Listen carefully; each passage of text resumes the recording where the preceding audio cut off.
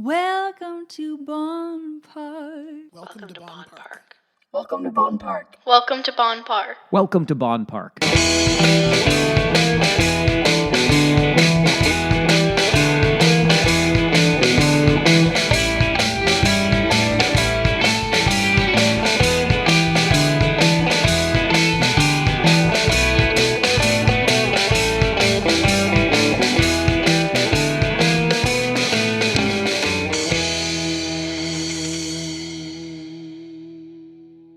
Welcome to Bonn Park. I'm Sara Geidlinger. And I'm Marshall Ward. And today we have Seejayare, YouTube gaming sensation, retro game collector, just an all-around cool guy. Also known as Charlie Rogers, he just recently posted his epic annual game room tour to YouTube, which I know was a big hit with his fans, and I really enjoyed watching it also. I love retro gaming, and I never grow tired of it. Love it, love it, love it, and can talk about it forever. And so I'm really excited to be talking to Seejayare. And he's got a lot to say, so why don't we just get to it? Okay. I'm going to start with a story, not how we met, but the story I'm thinking of is when my husband tried to cheap you out for an original NES gaming system on Kijiji, and you sent a photo of yourself in front of it. I do remember that. Okay, so our daughter Justina was really starting to get into this stuff, and we bought the original NES system. But we were pricing them out. We didn't want to wait for the new one that was being released because they re-released it. And Steve on Kijiji is a monster. So the worst person to buy something is a salesman. And Steve's a salesman. He's a realtor now.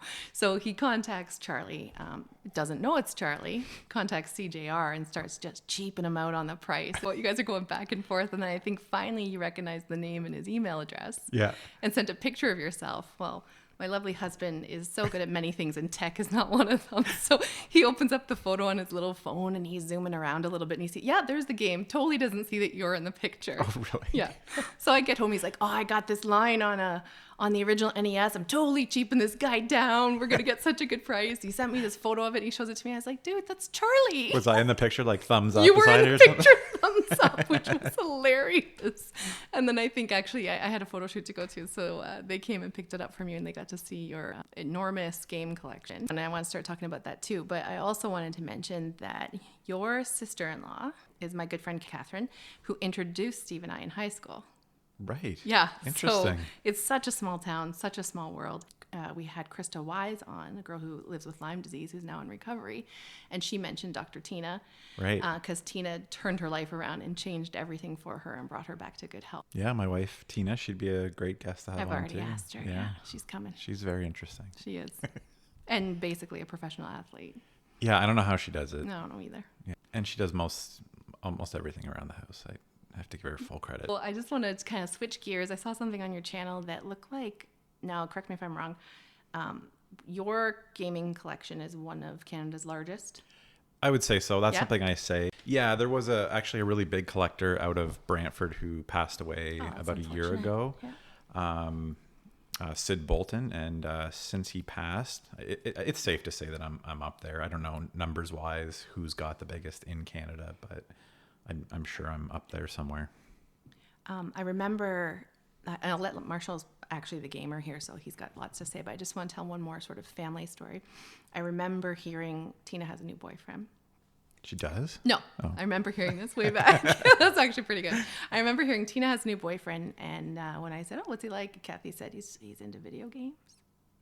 He goes to garage sales and stuff. And I was like, oh, that's kind of cool. Whatever. I had no idea what they were talking about. I had no idea that you were self-sufficiently running this gaming situation. Yeah, so I started 9 years ago on YouTube, creating videos in my basement with, I started off not being on camera because I was too self-conscious and shy to go on camera. But you're handsome as heck. Oh, thanks.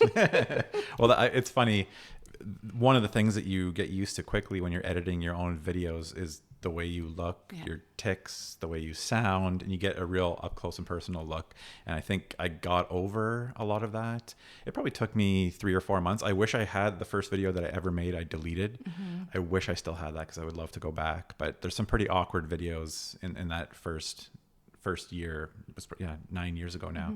Mm-hmm. So I initially started because I pulled out my old Nintendo out of my attic, and my dad and I were playing some Duck Hunt in the cabana. He's got like a cabana by the pool in his backyard.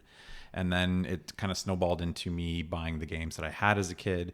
And then that turned into me buying everything that I didn't have as a kid. So I was just looking for a place to share my enthusiasm for these old games, specifically at the time. I've always been into like current generation stuff, all the newest. I've always had all the newest consoles and been up to date on that. But it was specifically the older vintage retro stuff that I had played as a kid that I was really excited about getting back into. And I was looking for people to share that passion with. So initially I looked out for people who were doing the same sort of thing. And I found one or two YouTubers at the time, and they were doing pickup videos, which is pretty popular for like haul videos on YouTube. Right. I was doing it for retro video games. So I was buying stuff. A lot of my collection I got in the early days off of Kijiji, which is the Canadian Craigslist for American listeners. It quickly evolved into me finding this blog of this couple from, I think, out in Seattle who were garage selling every weekend together and blogging about all their purchases, breaking down what they paid for each thing. And it was just mind-blowing, the stuff that they were getting for absolutely nothing. So I decided to try my hand at garage selling, which allowed me to buy a bunch of old video games at really cheap prices, and then eventually basically buy a box of video games for say $20, keep what I need, flip the rest, and then use that money for the next purchase. So my entire collection of 6,000 plus games is 100% free at this point, which is something. It's gotta feel good. It does. Yeah. That's like the first thing I tell people when they come in the basement, because I don't want them to think like, oh, this guy spends every. Do their kids eat? Right. Yeah. Like, just so you know, this is 9 years of, being up at 6 a.m. in the morning, out garage sailing. So, but yeah, it's been a fun journey. I enjoy the hunt for the games as much as I do playing the games. So it's kind of like dual purpose there. I get questions all the time. Have I played all the games in my collection? Definitely not. But I always say I've got the next, hopefully 30, 40 years maybe. Let's say 40.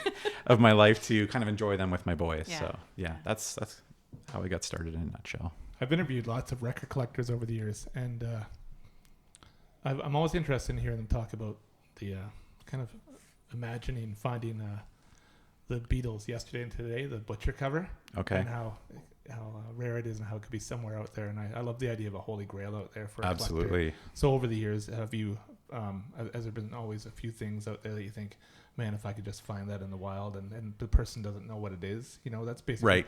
For the Beatles Yesterday and Today, the butcher cover, basically it would have to be in somebody's attic and them not know what it is or something. Yeah. Are there video games like that out there that are? Oh, yeah. Yeah. Can you talk about those? Yeah. So I'm sure people want to hear them. Yeah, I'm trying to think. I've definitely. The issue seems to be with me. I feel like they're these holy grails that I've given up on, and then I'll go out and like, okay, it's been 3 years of garage selling. I haven't found it. It's a game I really wanted. I'll go out and buy it, and then within the next year or two, I find it at the garage sale. There are definitely some games that just the chances of finding it at a garage sale are very, very slim. But there's always. It seems like every year. And because I've been garage selling now for 9 years, I am keeping less of the stuff I find. But it seems that every garage sale season, there's at least 2 or 3 real gems that I'm just like ecstatic about finding for my collection. And you mentioned, people not knowing what they're worth. One of the things that I always say about garage selling is here in Canada, it seems that when people have garage sales, they just are looking to get rid of old stuff and clear out clutter. Yeah, I find it's very rare that somebody's going to hold on to something because you're not giving them a good price. They're just like, honestly, I'll pay you. Yeah. Yeah. Yeah, and they're not necessarily doing it to make money. No. I have been to garage sales in the States, and it seems more so like that. Like they're in it a little bit more to make some money out of this. Whereas in Canada, people just want to clear out their extra stuff. So my point is that $20 will get you almost anything at a garage sale. And I always want to get it for as cheap as I can, but I want that person selling it to be happy with what they got. I don't want them to have me walk away feeling like they've just been fleeced. Oh yeah, I was just watching, I don't want to interrupt too much, but I was just watching one of your videos today where you're garage selling, and I think Andrew had a hat cam. It was an older one, and you have a cam, maybe a body cam. Yeah.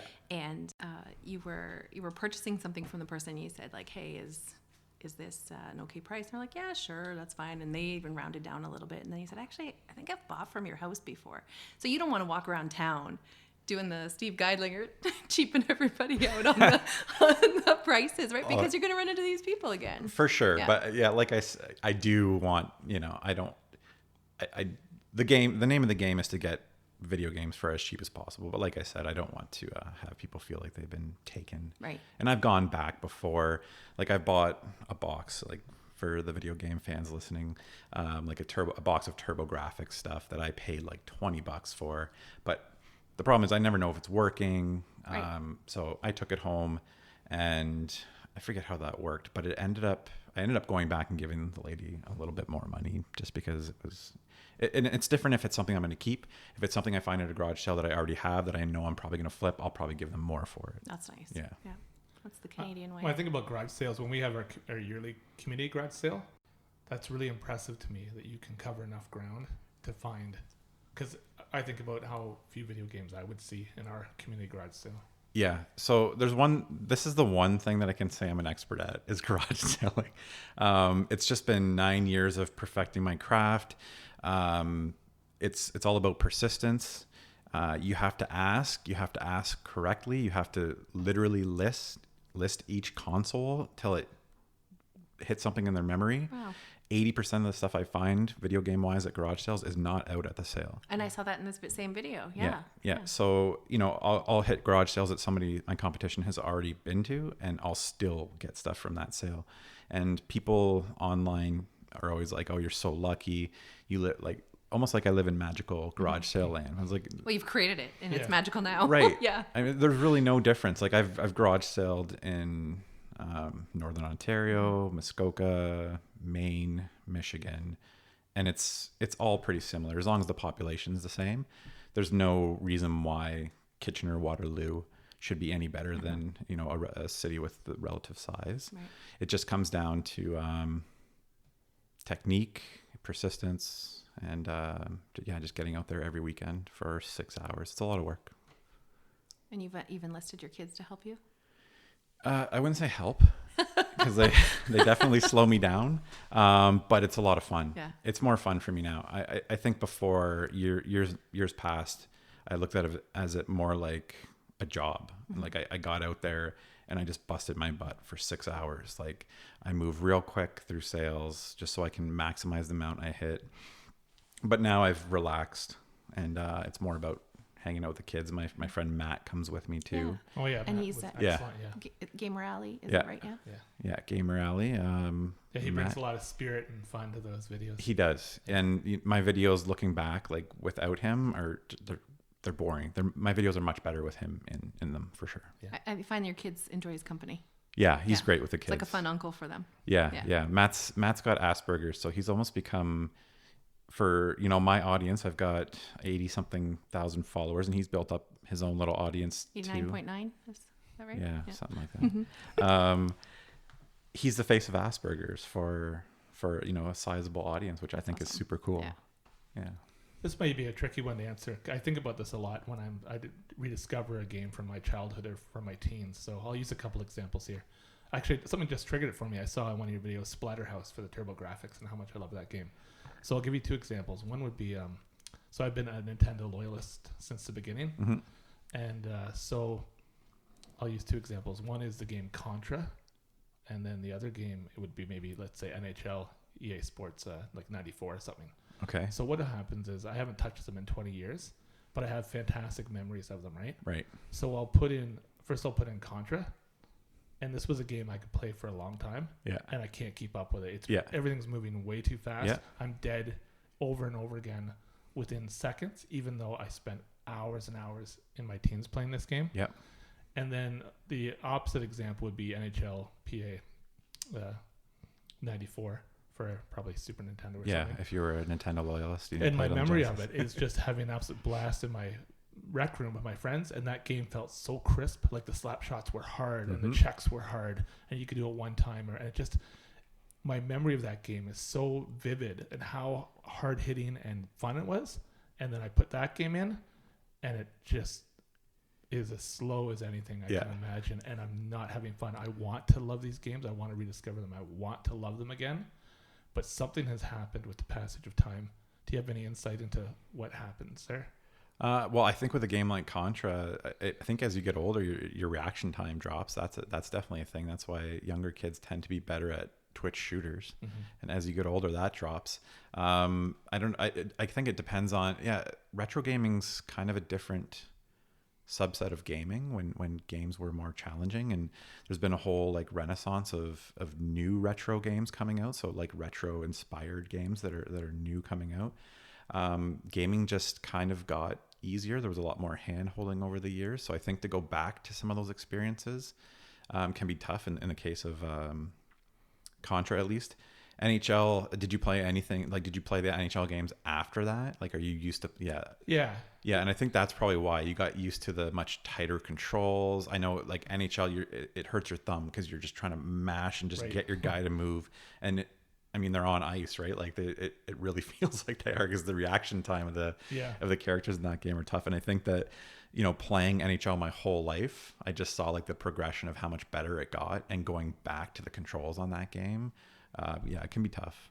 I definitely enjoy certain experiences when it comes to retro better than others. And certain things, don't hold up as well as your memory that you have for them. Right. Yeah. Interestingly, you can actually get NHL 94 roster update. So you can have, it's NHL 94, but with like 2019 rosters. Right. I thought that was super cool. Yeah, no kidding. That's something I put on my, you were talking about the Nintendo classic consoles, and there's the Super Nintendo one, and I was able to put the ROM for that on that and play NHL 94 with new rosters. I had a neat experience this past week. So we went to Conestoga Mall on the weekend, and my family looked around EB Games for half an hour.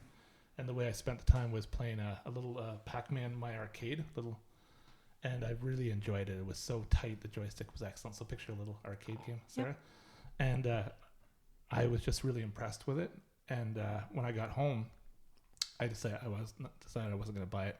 I got home, and my wife Sylvia saw me pull out my classic NES and play the Pac-Man on there, where the controls are not very. You have to almost like push before you Pac-Man turns kind of thing. And again, you can see what I was doing. I kind of rediscovered Pac-Man, and I wanted to play it, and I was pretty frustrated with it. So Sylvia went off without telling me to EB Games and came back. And Sylvia's the most romantic partner ever. I know. She wins. Yeah, so I've been playing that all week, and it reminded me of just how important that if you are going to revisit these games that you loved as a child, that they better be able to play well, and if they don't, it kind of ruins the experience. Yeah, and something with Pac-Man, just having the joystick makes a huge difference. I'm guessing the little unit had that makes a big difference with that game for sure. Yeah. You touched on earlier about you were able to load a game into this Super NES system. Mm-hmm. How's my language so far? Yeah. Okay, so far my nomenclature is okay.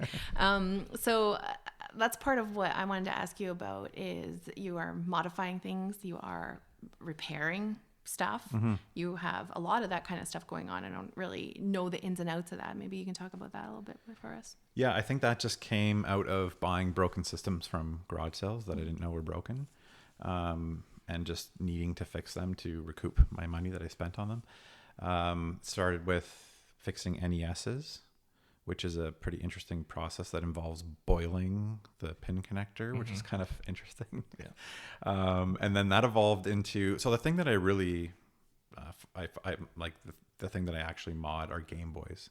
Like the original Game Boy, I find them at garage sales for nothing. I buy my parts from a company called Handheld Legend, which supplies backlit screens or backlights for the screens.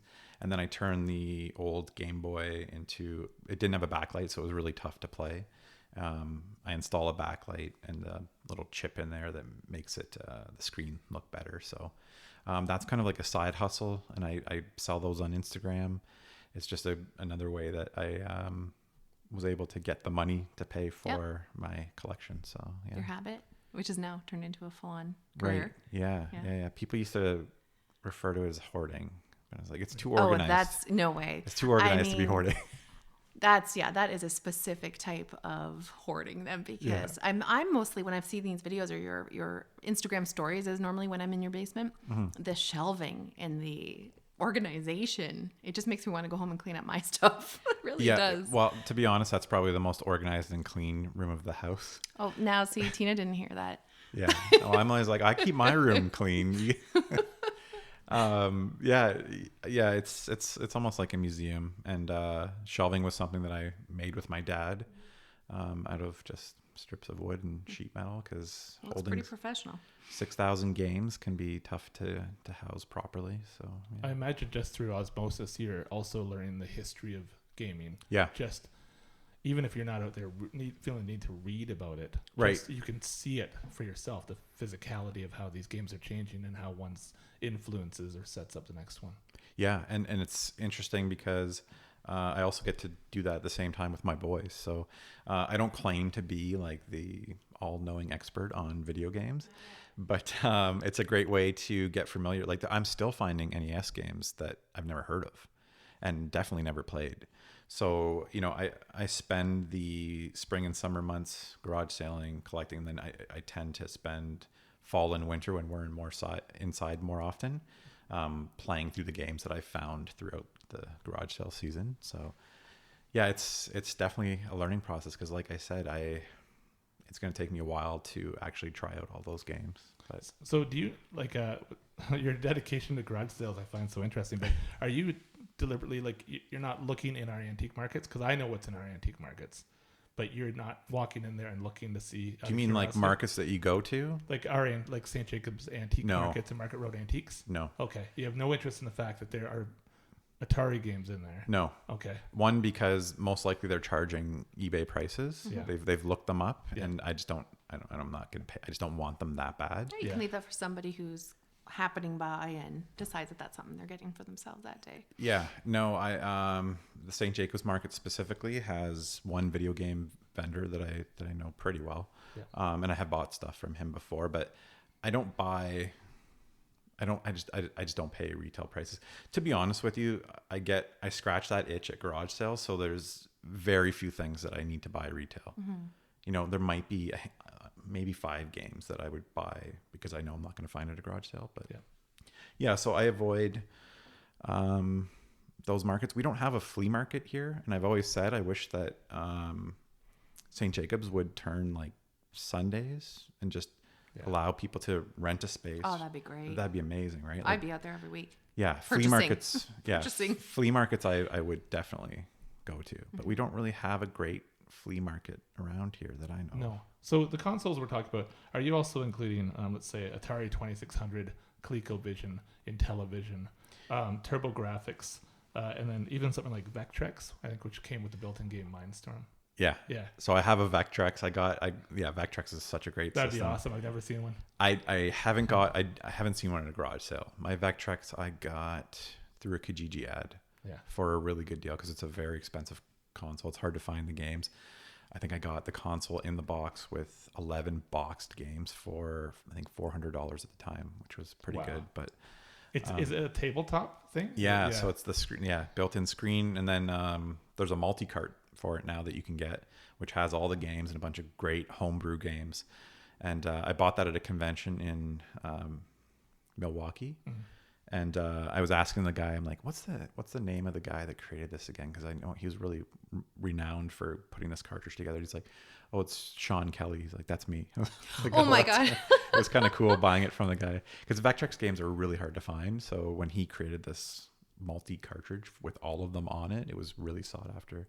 Super cool. But yeah, 2600 was technically the first console I ever had. I was pretty young, so I don't really have the affinity to it that I do with the NES.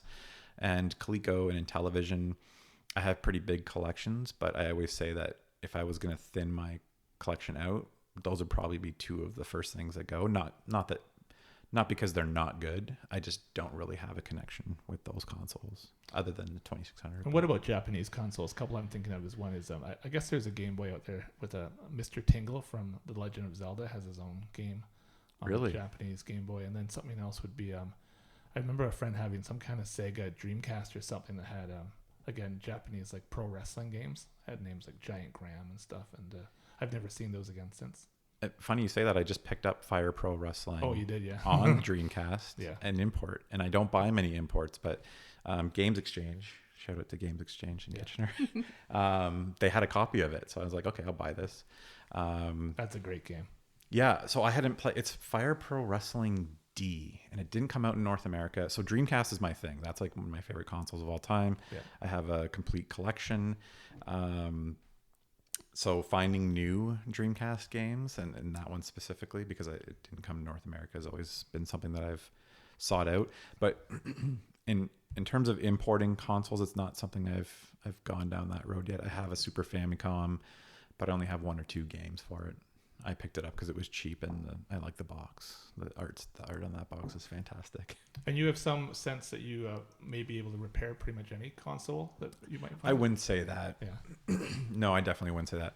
I taught myself how to solder a few years ago with the help of YouTube and an old VCR that I just desoldered and resoldered points, and I'm confident. I don't know. I mean, the Game Boy gets pretty intricate with its soldering, so I'm getting better at soldering.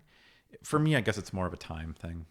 I know that, if I have a console to repair, it's going to involve, if I haven't done it before, it's going to involve 5 hours of YouTube watching and probably take me 10 hours to do. And it's just like weighing out time and how badly I need it, or how much I can flip it for after repairing it. But simple repairs I can do. And to be honest with you, most consoles are pretty well built.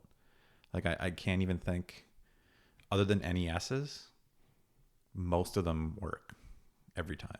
Like even from pulling from garage sales, yeah, bringing them home, plugging them in. Yeah, like it's very rare that I come across a Super Nintendo, an N64, even a GameCube. Like they almost always work. And these have been in basements, in garages, probably in like stinky closets with hockey bags on top of them. Wet garages. Yeah. So yeah, there is times definitely I'll blow them out and I'll clean them and clean the contacts and stuff like that. But that's usually all I need to do, which is great.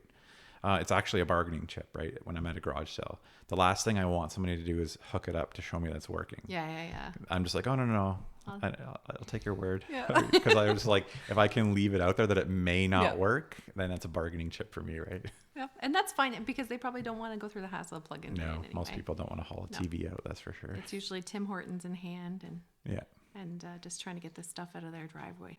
What are you, like fire protection for this collection? So you check your smoke detectors all the time? Or yeah. You're going to check them when you go home? Because I said that? you know what's one thing? Yeah, that I'm not worried about. Yeah. Water is what I worry about. Oh, for water sure. damage. 'Cause you're in the basement. Yeah. Yeah, and I've seen these new sensors that you can place by your water heater. They go on the floor and they sense moisture. So I need those. That's not a bad idea. Yeah, I have cameras. Wise cams have been great. I don't know if you guys have heard of Wise cams, but Did they're alert like, you when there's action? they're just like cheap $25, $30 probably in Canada. Security cameras that you get from Amazon, they're fantastic. So I have them everywhere. Yeah, security wise, yeah, I'm good. I got a big dog. Oh yes, you do. So yeah, no, I don't stress, but if it's water, I guess I think I would stress a lot more if I had money into this collection. Yeah. Which is strange to say. No, it's heart and soul so far, and effort and hours, right? Right. Mostly. Right. Mm-hmm. But yeah, if it were something that I had spent $100,000 on over the years, it would probably be a lot different. But that's not something I think about too often.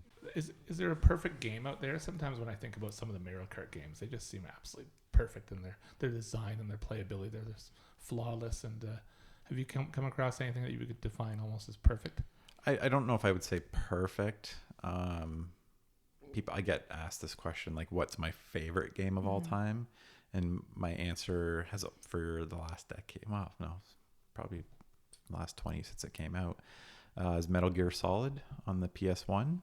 For non-gamers, give me the gist. It's like a stealth action game. Okay. Heavy on story, atmospheric. It was really kind of groundbreaking for the time. It was a CD-based game, so really high quality audio and graphics for the time. It was kind of a big deal back then, and still that actually holds up quite well. I play that once every year or two. So that for me is as close to perfect. There's definitely been some Zelda games that I would say are definitely up there for me too. And BioShock was a big one for me. BioShock on the 360 is one that I still love today. Classic games, Burger Time. Have you ever played Burger Time? Yeah. I love Burger Time. Yeah. Tapper. Yeah. I have a MAME arcade machine, so I like to play those games on there. Donkey Kong's still great. Yeah, Pac-Man. I think Pac-Man's probably the first game that I introduced my boys to. Donkey Kong is a very hard game. Right. It's very challenging. Yeah. It's hard for most people to even get past the first level. Yeah.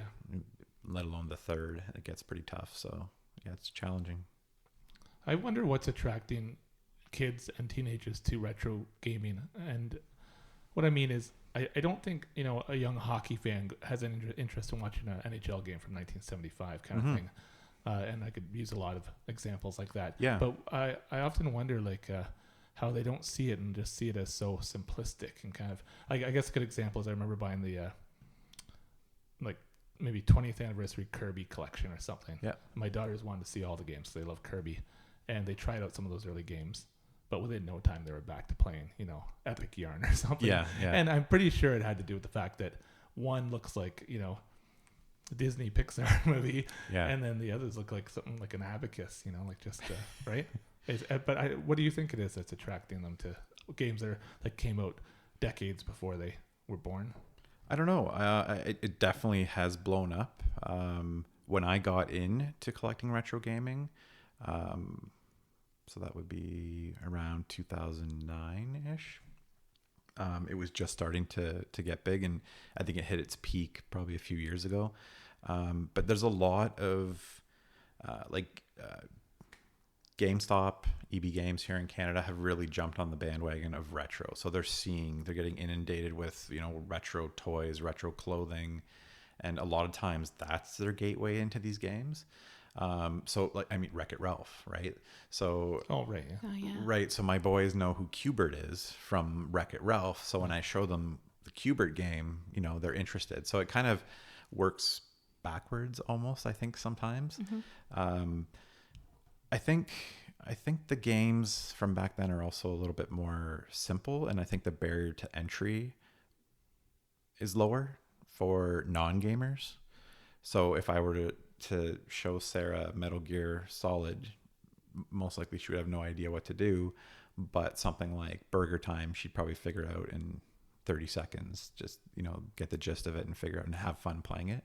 So I think it's make been some burgers. I'm assuming you're on a line and you got burgers to make. Is that how it works? Yeah, that's exactly. So I think there's something there with the simplicity of the games. Obviously some of the games are challenging back then, but there's definitely, I think once you introduce that second thumbstick for people who aren't used to gaming, it gets a little complicated. And at least with my boys, I started them on the more simple stuff like Pac-Man. So I don't know. I think it's a natural progression kind of for your people that start. Yeah, with simpler games. Maybe it was driven by people like us who have disposable income and they're going back and buying these games, and that's influencing what the purchasing decisions are influencing companies like EB Games, and they're like, okay, well, this stuff's selling. Let's get out some merchandise. Let's get up cartoons, programming, and bring back some of that stuff. But I think it's happening across the board, right? Like Ninja Turtles came back, whether it's video games or not. People always want that nostalgia for what they, had as a kid. I take great joy in seeing my daughters wake up first thing in the morning and want to get back into their new Legend of Zelda game or whatever. It reminds me of being a kid and first thing in the morning, run downstairs and get back to the Atari 2600 and continue playing River Raid or something like that. And I think that's a wonderful time in your life when you're young and you wake up and the first thing on your mind in the morning is to play video games that you love rather than think about work. And yeah, the problem I'm finding that my boys are jaded now. Like they just don't know that it's not normal to have 6,000 games, right? So Right. It's hard because I want to get them a game for Christmas, but it's just like it's hard for it to be special. It's hard for any game for them to be something special at this point. Now, do they go to friends' houses and ask where their game collection is, or do they know better? Not everyone's dad is internet famous gamer, right? Yeah, I think they're finally realizing that not everybody has the game room like that. Or knows how to play. Like some kids don't do it, right? Right. Not many, but some kids aren't into it. Yeah. Sarah, I was really impressed with the conversation happening on Charlie's YouTube channel, Mm-hmm. in that there's really good, unlike a lot of YouTube comments. That's what Scary Place is. There's a really usually. great conversation happening. So I didn't And, check it out. Tell me what you're talking about. Just sharing their own insight, you know what I mean, or maybe a little argument here and there about something, or just somebody sharing in the joy of seeing again a fine like Splatterhouse from the TurboGrafx, or someone sharing, well, I can't believe you found a TurboGrafx system at a garage sale. That would never happen. And but I like the fact that most of the comments are pretty thoughtful, and there's a community there, and you've created this ongoing conversation that's happening. Yeah, I don't get to I used to answer almost every comment, and it's hard to do. I wish I could do more of that, but yeah, there's very little toxicity on my channel at all. Fantastic. I get very little hate. It's usually because somebody thinks that I paid too little for something at a garage sale, which I understand. But yeah, it's a great community. And like I said, that's why I started the channel was, I always tell people when they ask, like, do you have any advice for people starting a YouTube channel? I said, just do it. Just do it. Because you're passionate, right? And not to be a famous YouTuber and make money, because most likely that's going to be hard to pull off these days. And it's just the wrong reason to start a channel in the first place. And I've had times where I've gotten caught up in numbers and growth and just had to like check myself and remember why I started this channel in the first place. I was just listening to a TED Talk by Joseph Gordon-Levitt, the actor. It's about becoming addicted to that online attention and what that can do to you. Yeah. And he talks about it's about 20, 30 minutes. He talks about his journey of becoming obsessed with that as a successful, well-off, well-respected actor who's gone from actually like child commercial acting to, serious stuff now. And he has an online community about the creative process and stuff like that. He's got it all, right? Yeah. All the check boxes are checked, but found himself obsessed with the numbers and the insights and, the engagement and the comments and, so-and-so's got more followers than I have. And it's really interesting. It's something that people should listen to if they're finding themselves go through that same thing you're talking about. Yeah, that definitely happens. I don't think I've ever like gone down the road of being jealous of anyone else or anything like that. But for me, it was just like, I had a growth rate that I was really excited about. And I was like checking like every day. Okay, great. New subscribers. And again, it was never about money. For me, it was about subscriber growth. That's how I gauged my success. Yeah. The road to the silver play button, which my boys are always asking, Daddy, when are we gonna get that silver play button? Yeah. And at some point I stopped posting to YouTube. I started a job that was around content creation, and I just I didn't want to go home and do what I had done at work all day again. And I didn't post for a bit, and that kind of killed my growth. So I've had to kind of remember, like I said, why I started this in the first place. Which was passion. Right. And, I was never so happy on my channel than when I hit, I think, 100 subscribers. Because I made something out of this. Yeah. It meant that I had, at least 10 or 15 of those people were like dedicated people that I could like talk to about and, share my excitement. And they were telling me, oh, I found this and you should try this game. And that's kind of what I really enjoyed. And the job you're talking about, is that the job at Vidyard? This was the the previous job. Okay.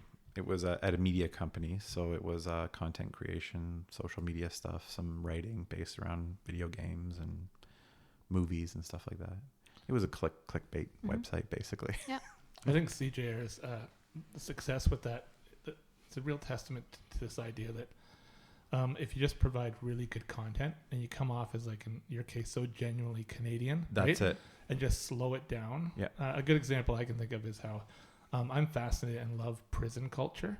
I would love to watch, if someone could show it to me, a documentary on prisons, let's say Canadian prisons, but at a nice pace. Like, you don't need to cut every 3 seconds. With riots and... Yeah. And now we're off to cell block Yeah. C. Yeah. It'd be over. Yeah, we don't have to dig and get the dirt. We know the dirt No, exists. I get really turned off by that. You can Yeah. tell what they do. They find that the most, hardcore criminals to be Yeah. interviewed. And I'd like to just hear from a regular criminal. Right. The day-to-day, About right? the day-to-day Yeah.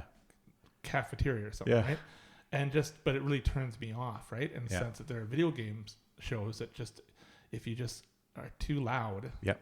Just, and anyways, Seejayare for me, a testament to why I can watch it from beginning to end, and it feels like 25 minutes goes by in seconds, is because of the pacing and because I want to sit and look at you and whoever you're with for 5 minutes straight, just lifting one game up after another to see what's coming next.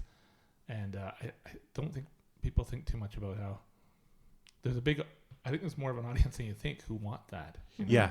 I it's all about authenticity, right? And that's how I've been able to build my audience, because I'm just myself, and I'm no different than my audience. I'm just a guy in his basement, right? And I think that, you know, as I've had kids too, that's another thing that, you know, people can relate to too. So I'm like, you know, I'm this dad, and, you know, I have a lot of viewers who are around the same age and are starting to have kids as well. I wouldn't say I have a lot of younger viewers, but I'll go to like conventions, and the last one I was at, this cute kid came up. I walked past him in the line. He pointed, "There's Seejayare," which so like fun. never happened. That's great though. So you know he spent some hours watching adorable. you. His name was Sebastian, and he was just like the biggest fan. And I thought it was so cool because he was so young, and like we talked about, he was getting into retro games. So kind of cool thing there. I love there's a clip where I guess Matt's approaching the car. He's got a hat on. I think he asked him, "Is that a kid's hat or something?" And his reaction's hilarious. So yeah, I haven't seen this one. If you don't know, like Matt and I give each other a lot of crap. So like I Isn't think that a sign of true bro love? yeah, You gotta give each other crap. we bicker, and I love to give him a hard time, and he gives it back just as good as I give it to him. So I think I've gotten comments before like, "Oh, why are you so mean to Matt?" Because he's my friend. Yeah, I'm like, I think you need to watch some of our videos. We just like banter and go back and forth. Yeah, it's fun. And I think that scene ends with you telling him to take his garbage out of the car with him. The way people leave garbage in the door of the car. So I always joke like He's off to work somewhere. Matt, I dropped Matt off at McDonald's for work, and he doesn't really help either. He's great to have for part of the episodes, but he's not good at spotting garage sale signs. To be honest, it's my son Teddy from the backseat that's like, "Daddy, garage sale sign there." So those glasses are working. Yeah. So I'm just like, "Hey Matt," with mostly his garbage around, but I always like whatever garbage I have around, like, while you're at it, just take this, and the coffee cup from his before he goes to work. So. Oh, that's great. I just thought about this. So garage sale, like there was a time where you would look in our case, the Waterloo Region Record, and there'd be tons and tons of listings of garage sales, and I figured that's what they did was they drive to each, like map it out kind of. But I guess that doesn't exist anymore. Yeah, Kijiji killed that. Okay. Yeah. So. See, I was thinking about that this year. I was like, there's got to be some app that exists already. Well, then maybe you and I should create it. We'll cut this out. A garage sale map where you can sit there and be like, okay, these have listings that I want to hit, and this is the pattern I want to drive in. Where is this app? You would think that would exist. There's one called G-Sailor, but it's US only. That doesn't work for us. And we want pulls, KW only. Yeah, it pulls from Craigslist listings. So you can just put in it's easy to do. I wouldn't even care even if it was just the address. Like I tried it with like Google Maps, and it was kind of. That's what I do. But it was clunky. Like it's not smart in the way that it's telling you, well, you should probably hit this one next, or that, you know. Yeah. And if it was through the listing, that'd be great.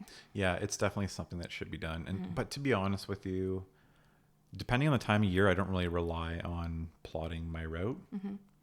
Early May, it's like It's getting up and go. It's community garage sale season, so I know I'm going to whatever Mannheim or Breslau this weekend. I also know the area really well now. I have a route that takes me all between Kitchener and Waterloo on like the main roads where garage sale signs are most likely to be. I think later in the season when there's less sales, that's when I plot out my route. Just because in like May, June, you just drive and there's sales everywhere. And you find them. Yeah, but definitely somebody should make that app. You know what people are doing now is I think they've programmed bots to search for keyword, or probably not even search for keywords on Kijiji. Just every time somebody posts a garage sale ad, I think it's automatically sending them a request saying, "Hey, I'm looking for old video games, this, and this," which is really smart. That is really smart. But emailing doesn't really work. I find myself murderously jealous when I see your vinyl collection. Oh, I had a pretty good one, not as good as yours, years ago, and of course had a garage sale and sold it all for $1. You sold your vinyl? I did. Yep. Was it to me? No, I can picture who it was, and it was not you. I don't want to talk about it because I'm thinking of some of the stuff I got rid of that could never be replaced. But actually, Mike Jones was finishing our basement, and we had 2 small kids in a tiny house, and we had to get rid of everything. But I find myself so jealous of your collection when I'm looking at this. Is my tiny one over here that you can see because I'm rebuilding. So I've been going out and trying to find all of those new things again. And I'm just finding like there are certain spots in town too where you can be like, that area of town's probably going to be a good hit for what I'm looking for specifically. Do you ever find that? No, I kind of disagree. Well, with records, that would probably make more sense because it's probably like 70s, 60s to 80s. But I haven't found that with video games. And I've heard people say that before, say that, more affluent neighborhoods are better or worse. And I really... Worse for vinyl, I think. I really don't think it matters with video games.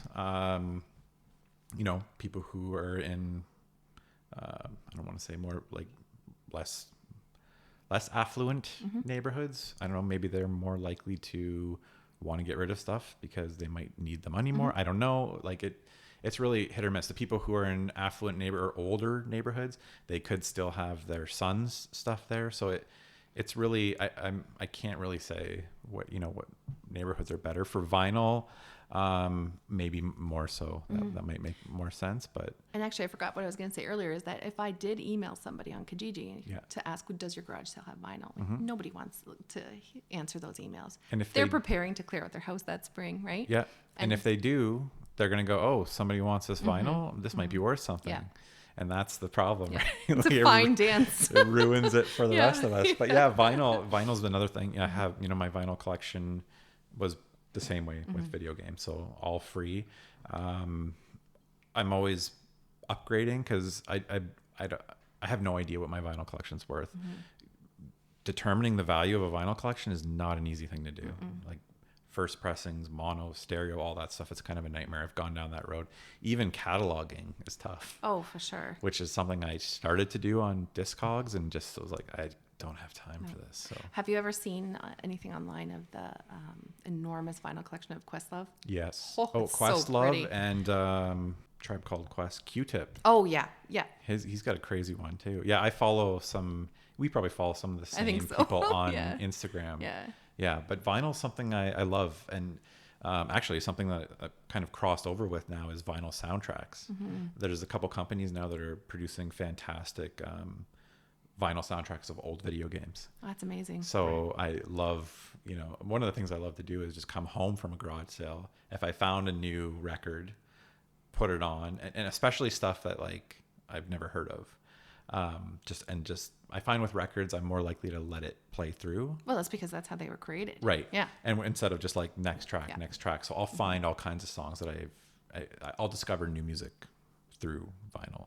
But yeah, I love to come home and just throw on a record. I think I've seen some of that on your Instagram stories. Yeah.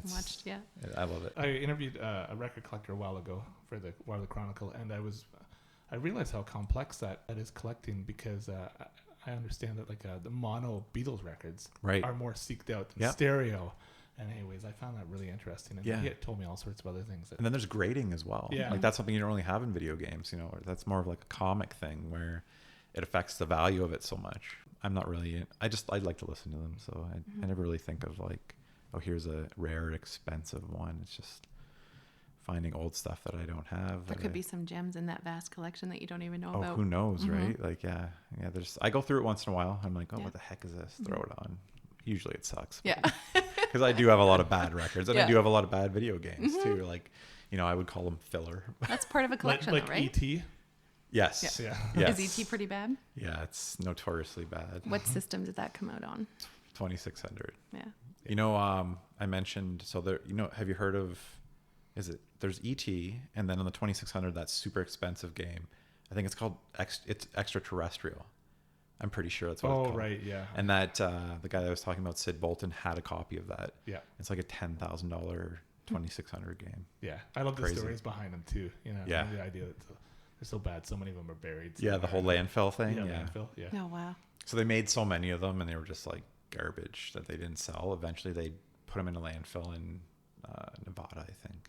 and then dug them up and sold them for more because they were from they were the landfill copies. They Oh tried my to. God. What I love happened it. was I had an Atari Exhuming 2600, them. and I would go for grocery shopping with my mom every Thursday, and every few weeks I'd ask for, can I get a new game? And it could be Frogger one time, or Summer Olympics or something. Yeah. Anyways, and, Whatever's cheap, probably. yeah. And then there was ET, and I thought this is going to be great. And I remember getting it home, and just although I couldn't articulate it at the time, I knew I was playing something that just didn't make any sense. It was just so. Was it a lot of dialogue windows? Or No, there was a lot of nothing. Oh. Yeah. Like nothing happening, but a really small ET just walking through big blank rooms. Yeah. Do you think you got With no scammed? rhyme Was or the ET reason? game a scam? That's what it was, right? Yeah. I think it was rushed for to launch with a movie or something like that, and it was just hacked together and put on store shelves. It actually led to, in part, to the video game crash. It was a big video game crash in, I believe, the early 80s, just because the market was flooded with a whole bunch of crap. I didn't think that would ever have been a thing. Yeah, and then the Nintendo came out, but they called it the Nintendo Entertainment System because stores didn't want to carry game systems, so they had to think of this roundabout way to sell NES systems. And I don't know if you remember, but they had that Rob the robot, little robot guy that they used to yeah. sell with it. Yeah.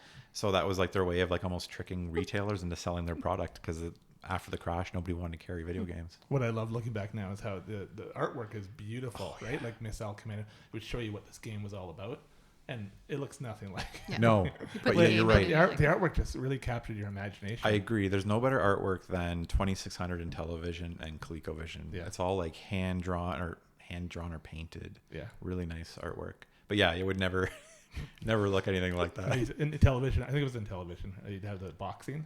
Yeah. Yeah, and just the artwork looked amazing, but it's Yeah. most crude. Yeah. Figures.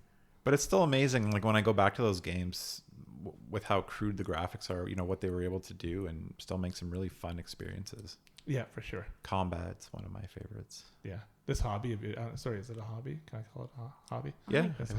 It's Hobby turn job. Yeah, it's endless, eh? Like for spend the rest of your life. Just Right. I guess I'm trying to collect every video game ever made. Yeah. I So I guess. assume you have to move eventually. Yeah, people always say, what are you going to do when you run out of room? I've got a lot of room left Yeah, you down do. there. I can fit another couple thousand games, so I'm good for a while.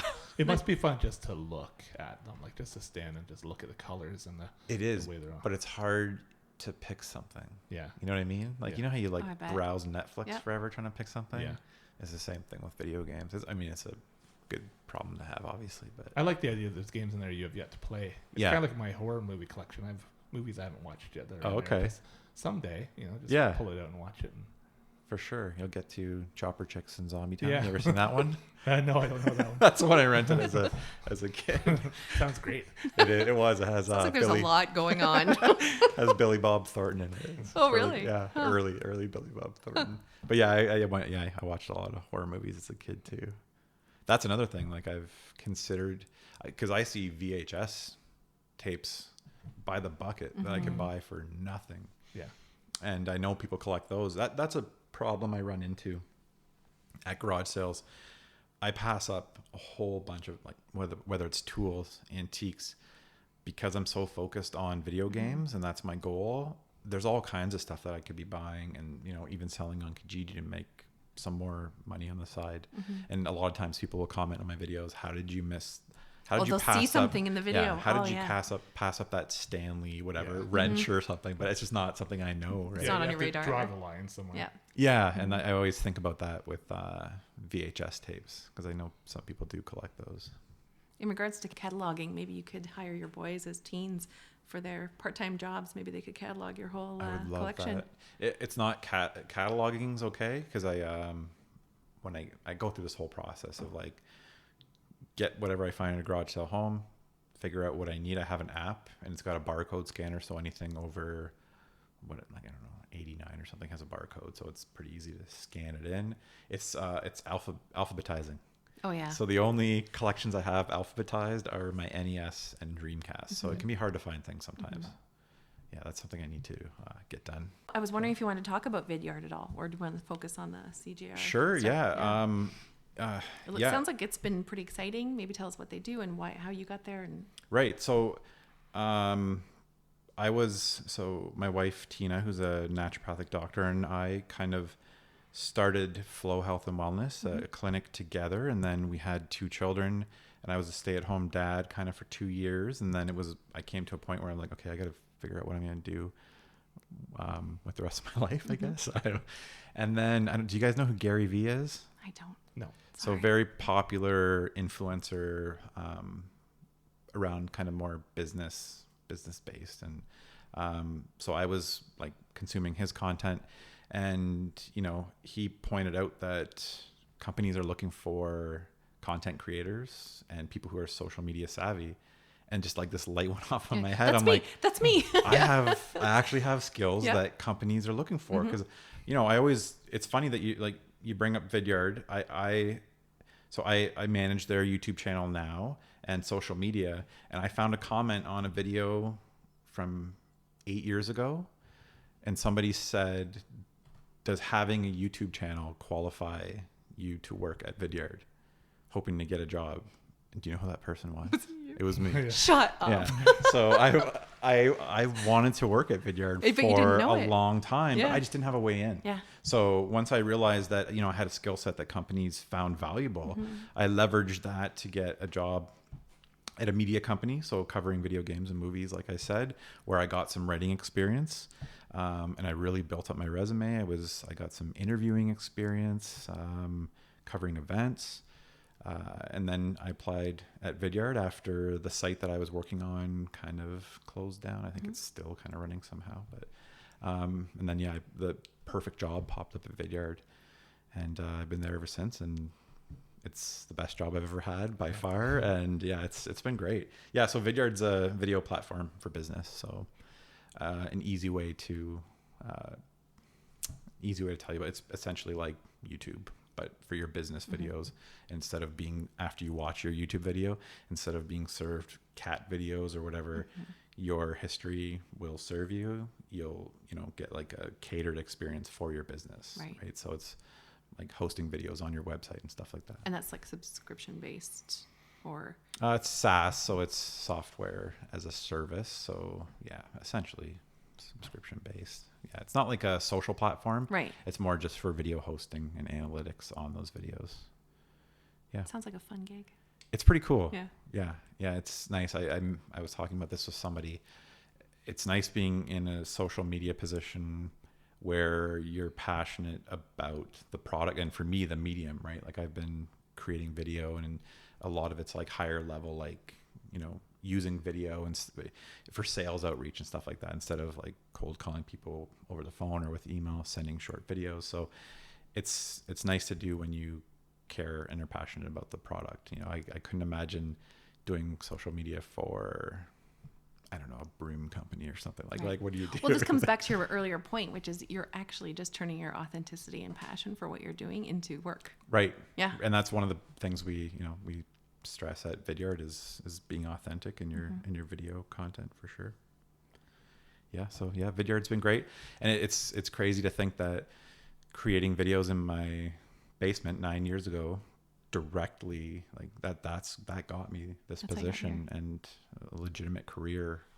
And sticking with it and being yourself, like you said, not being focused on this channel's going to make me money and I'm going to be so fantastically popular and rich. I'm freaking loving what I'm doing, and I want to share it with other people. Yeah, absolutely. And I'm going to share it all with that honesty about yourself. Yeah, and then Instagram's been amazing because it just like lends it for what my collection and showcasing what I have, and you know, my excitement for whatever game I'm playing at the current time translates really well to Instagram. So I think Instagram is probably going to be my primary platform, and I'll still do YouTube, but Instagram will be where I'm focused for sure. There's something so fun about having an insatiable appetite for something, and that there's enough out there for you to keep. Right. There's some things in my life that I never tired of. I just love absolutely. Love and you know, That's me. No, I'm just kidding. I've seen so many people come and go in the retro gaming community, right? Yeah. They get into it for a couple of years and they just kind of fizzle out. Yeah. And I'm not saying that'll never happen for me, but it hasn't yet. Yeah. I feel like it's too much part of your family now. You've created this community within your household. I think so. You know who really likes playing games is Tina. Shut up. Yeah, she's beat several Zelda games. Now, not in recent years. She just Right. doesn't have the time. Yeah. When Can she you started can you hook her training bike to a up video to game, a video right? I know. game that maybe powers the house? Well, there are this some- is your next project. There I are think. some pretty cool like triathlon games, Yeah, like like Sims, simulations, where yeah. you like see yourself and like other bikers Yeah. and stuff. So that's kind of all cool. virtual reality stuff coming out now. Yeah, I just got a new VR helmet. Maybe I just put that on her head while she's biking. You should give it a try. One thing I just wanted to touch on before we wrap up, I don't know if you have another wrap up question. I could talk all night probably. I feel like you're at the point now where I've seen a few videos where you're being sent fun stuff. Yeah. How did that end up happening for you, and what's the most exciting thing you've gotten? Yeah. So Not like to single out anyone. I want to say like influencer type stuff starts usually with people reaching out to companies. So I reached out to companies who I wanted their product for free. Yeah. But I was like passionate about promoting it. Like it's something that something that I was using or something that I really enjoyed, where I was like, I'd love to show my audience this. So it starts there, and then it turns into companies contacting you, and then eventually companies paying you to promote their product. And I'm in that phase now. I've done a few promotions for a couple big companies. I probably shouldn't. No, I can't mention it. I'm like LG and Microsoft and stuff like that. I'm not I'm not some big time influencer that's making a bunch of money from it. But it's nice just as like, side.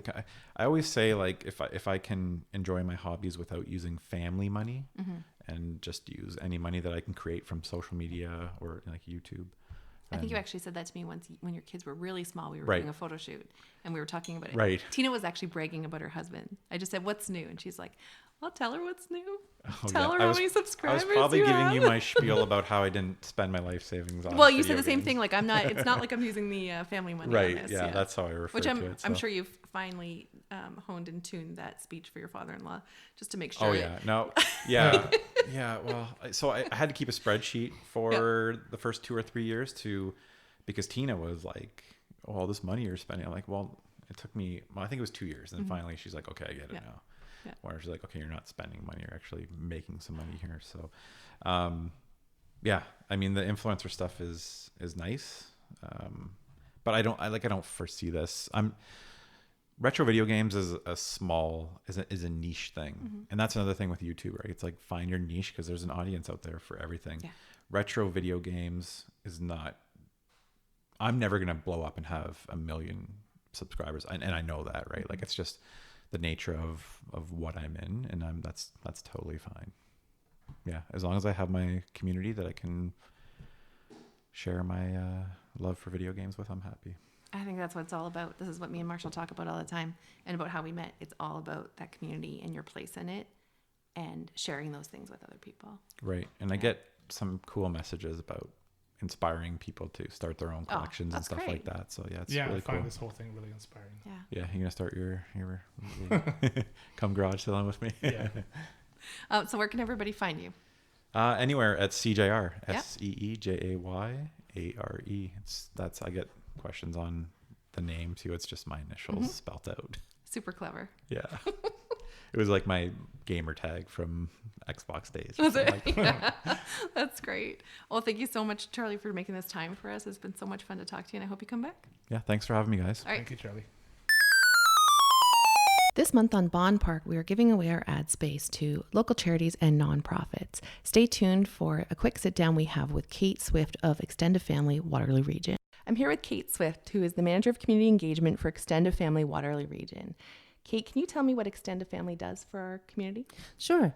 So Extended Family is a local nonprofit in Waterloo Region that serves people and families who live with developmental disabilities. We've been doing that for about 40 years, and it started as parents looking for connections for their children and has grown into serving the community in a variety of ways. Extended Family operates under the philosophy of servant leadership. The main focus is when the leader or the organization takes a backseat and exists to serve the community of which they're serving. So by putting other people first, the leader or the organization is there to serve the people and not vice versa. With that servant leadership idea in mind, how can somebody like me or our listeners help Extended Family Waterloo Region? Our core values and mandate are community, dignity, and belonging. So I think as a citizen of our community, by taking those 3 words and taking them to heart and seeing how you can contribute to the sense of belonging that somebody else might feel, or the dignity that somebody else might feel, or maybe make space for that person. So is it a question of, is the space accessible? Is this place inclusive? Is this opportunity something that another person would enjoy, but there's just not the opportunity for them to attend? How can you make that better? You make a drop into your community, and then those ripples expand into the better opportunities for everybody. How you can support extended family directly. We have volunteer opportunities. We have opportunities to expand our family home program, which is where people share their living spaces with folks who might need a little bit of support in their day-to-day living. Or financially. For instance, $50 will create hours of belonging for people in our community groups. $400 will provide a weekend of respite for a family who might be really stressed, or vice versa. Their children can't go anywhere because of the care that they need. $400 will provide a family that. $500 will send a child to camp. But more than anything, it's the little things. It's leading by example and role modeling for people, and just really realizing that it can be a small thing, like a smile, a welcoming voice, making people feel like you're happy that they're there. So, Kate, where can we find Extended Family Waterloo Region online? At eafwr.on.ca. And on Instagram, we are eafwr. Great. Thanks for coming. Thank you. Hey, all. Thanks for meeting us in Bonn Park. Please like, rate, and subscribe to our podcast on the platform that you're listening to. And follow us on Instagram and Twitter at Bonn Park Podcast. Original music by Alan Lung.